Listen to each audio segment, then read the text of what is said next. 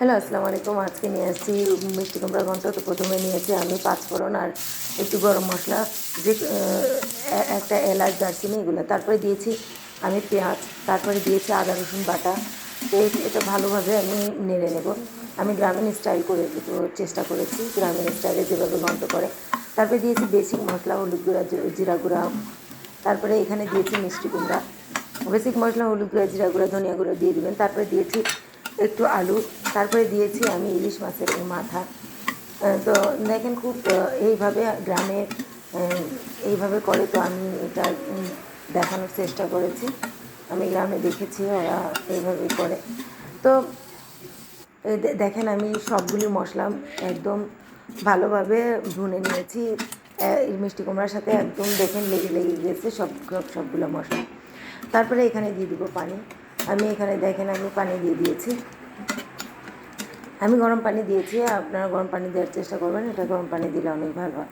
তো এটাকে ঢেকে দিয়ে দেবো। ঢেকে দেওয়ার পর 10 মিনিট পর আমি চেক করে দেখবো যে মিষ্টি কুমড়াগুলি গলেছে কিনা। তারপরে এখানে আমি মিষ্টি কুমড়াগুলি হালকা গলে গিয়েছে। তারপরে আমি আবার একটু ঢাকা দিয়ে রান্না করব।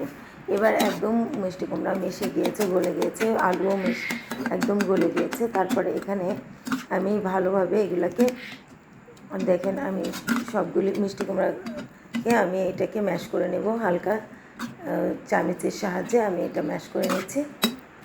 তো দেখেন, আমি এটা চামচের সাহায্যে ম্যাশ করে নেওয়ার পর এটা একদম মশলার সাথে এবং মিশে গিয়েছে।